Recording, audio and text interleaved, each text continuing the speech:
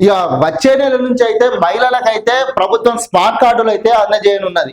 ఎందుకంటే ఆధార్ కార్డులు ఉన్నాయి కదా, ఆధార్ కార్డులు కొన్ని ఫేక్ గా ఉండి ఇక ఫ్రీ బస్సులో ప్రయాణిస్తున్నారు కదా, ఇక దానికి చెక్ పెట్టేందుకు అయితే ప్రభుత్వం అయితే మహిళలకు స్మార్ట్ కార్డును అయితే ఇచ్చే పని అయితే చేస్తుంది.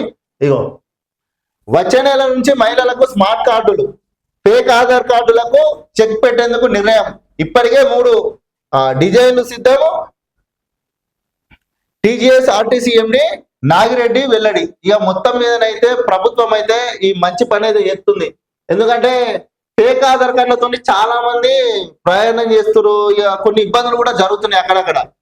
ఇగో ఇట్లా డిజైన్ చేస్తున్నారు అట. మొత్తం మీదనైతే ఈ డిజైన్ ద్వారా ఇగో ఇట్లా వస్తుంది కార్డు మీద. ఇగో మార్చిలో మహిళలకు స్మార్ట్ కార్డులు.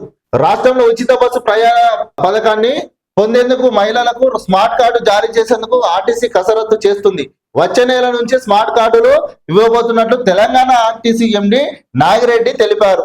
ఇతర రాష్ట్రానికి చెందిన మహిళలు తెలంగాణ అడ్రస్ తో ఫేక్ ఆధార్ కార్డులను తయారు చేసుకుని ఈ పథకం కింద ప్రయాణిస్తున్నారని, దీన్ని చెక్ పెట్టేందుకు త్వరలోనే స్మార్ట్ కార్డులను తీసుకొస్తున్నట్లు తెలిపారు. అయితే వేరే రాష్ట్రాలకు సంబంధించినటువంటి మహిళలు ఎడిట్ చేసి ఆధార్ కార్డులు, ఫేక్ ఆధార్ కార్డులు ఇట్లా ఎడిట్ చేసి ఫోర్జరీ చేసి బస్సులలో ప్రయాణాలు చేస్తున్నారట. ఇక ఇది అంతా ఇట్లా ఉంది కాబట్టి ఇక తెలంగాణ రాష్ట్రంలో ఉన్నటువంటి మహిళలు వాళ్ళ మొబైల్ నంబర్లకు లింక్ అయినటువంటి ఆధార్ కార్డులు, ఇక దాన్ని బట్టి ఈ స్మార్ట్ కార్డులను అయితే మహిళలకైతే రాష్ట్ర ప్రభుత్వం అందించే దిశగా అడుగులేస్తుంది. ఇక అట్లా అయితే ఏమైతే అంటే ఆధార్ కార్డు కొట్టగానే మొత్తం బయోడేటా బయటకు వస్తుంది కదా, వాళ్ళకి కార్డు అనేది అనుసంధానం చేస్తారు. ఇక ఇట్లా పక్క రాష్ట్రాలలో ఏ రాష్ట్రంలో మొత్తం దొంగలు అనేది దొరుకుతారు, బయట పడతారు కదా.